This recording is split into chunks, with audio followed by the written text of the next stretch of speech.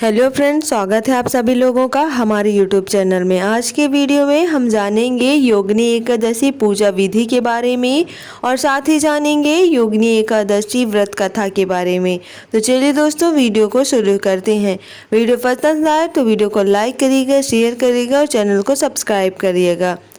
योगिनी एकादशी का व्रत 14 जून दिन बुधवार को है। इसे आषाढ़ कृष्ण पक्ष की एकादशी भी कहते हैं। योगिनी एकादशी का व्रत रखने वालों को पापों से मुक्ति मिलती है, वह स्वर्ग में स्थान प्राप्त करता है। ऐसा करने से उसे 80,000 ब्राह्मणों को भोजन कराने के बराबर पुण्य प्राप्त होता है। आइए पुराणों में वर्णित योगिनी एकादशी व्रत की कथा और महिमा के बारे में जानते हैं। योगिनी एकादशी व्रत कथा। भगवान श्री कृष्ण ने योगिनी एकादशी व्रत कथा कुछ इस प्रकार सुनाई थी। स्वर्ग की अलकापुरी में कुबेर नाम का राजा रहता था। वह शिव भक्त था, नियम पूर्वक रोज महादेव की पूजा करता था। हेम नामक माली शिव पूजा के लिए फूल दिया करता था। हेमी की पत्नी विशालाक्षी थी जो बहुत ही सुंदर थी। एक दिन हेम मानसरोवर से फूल लेकर आया, लेकिन घर पर वह पत्नी के साथ हास्य विनोद करने लगा और कामासक्त हो गया। दूसरी ओर राजा हेम के पुष्प लेकर आने का इंतजार करता रहा। दोपहर तक हेम नहीं आया। उसने सिपाहियों को माली के घर भेजा ताकि पता लगे कि वह क्यों नहीं आया। सिपाही हेम के घर से लौट कर आए और राजा को बताया कि वह नीच प्रवृत्ति का है, वह अतिकामी है, वह अपनी पत्नी के साथ रमण कर रहा होगा। राजा कुबेर ने हेम को दरबार में बुलवाया। वह कांप रहा था।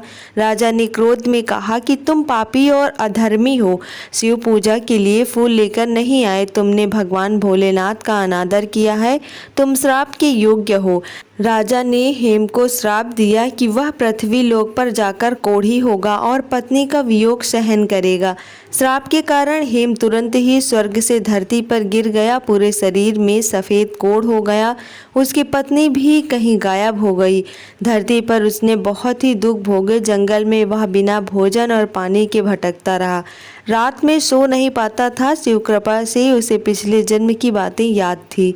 एक दिन वह मार्कंडेय ऋषि के आश्रम में पहुंच गया। उसने मार्कंडेय ऋषि के पैर पकड़ लिए। उसने अपनी पूरी कहानी उनको बताई। तब मार्कंडेय ऋषि ने कहा कि वह एक व्रत के बारे में बता रहे हैं जिसको करने से उद्धार हो जाएगा। उन्होंने कहा कि यदि तुम आषाढ़ कृष्ण एकादशी का व्रत विधि पूर्वक करोगे तो पाप मुक्त हो जाओगे। हेम ने मार्कंडेय ऋषि को प्रणाम किया, फिर वहां से चला गया। जब आषाढ़ कृष्ण एकादशी आई तो उसने ऋषि द्वारा बताई गई विधि के अनुसार व्रत किया। भगवान विष्णु की कृपा से उसका कोढ़ ठीक हो गया और वह अपने पूर्व स्वरूप में आ गया। वह फिर से अपनी पत्नी विशालाक्षी के साथ स्वर्ग में सुखपूर्वक रहने लगा। इस प्रकार से कथा समाप्त हुई। बोलो विष्णु भगवान की जय। आइए जानते हैं एकादशी व्रत की संपूर्ण विधि, नियम, पूजन सामग्री के साथ जाने उद्यापन का तरीका। योगिनी एकादशी व्रत और पूजा विधि। योगिनी एकादशी व्रत के दिन सुबह स्नान के बाद पीले वस्त्र धारण करें, पूजा घर की साफ सफाई करें, फिर हाथ में अक्षत, जल और फूल लेकर योगिनी एकादशी व्रत और पूजा का संकल्प लें। पूजा के शुभ मुहूर्त में भगवान विष्णु की मूर्ति या तस्वीर को एक चौकी पर स्थापित करें। पंचामृत स्नान कराकर भगवान श्री विष्णु का श्रृंगार करें। उनको वस्त्र, पीले फूल, फल, माला, चंदन, धूप, दीप, अक्षत, शक्कर, हल्दी, तुलसी के पत्ते, पान का पत्ता, सुपारी आदि अर्पित करें। इस दौरान ओम नमो भगवते वासुदेवाय नमः मंत्र का उच्चारण करते रहें। फिर विष्णु चालीसा, विष्णु सहस्त्र नाम आदि का पाठ करें। इस दिन योगिनी एकादशी व्रत कथा अवश्य सुनें या पढ़ें। इसके बाद घी के दीपक या कपूर से भगवान विष्णु की विधि पूर्वक आरती करें। विष्णु जी से अपनी मनोकामना पूर्ति की प्रार्थना करें।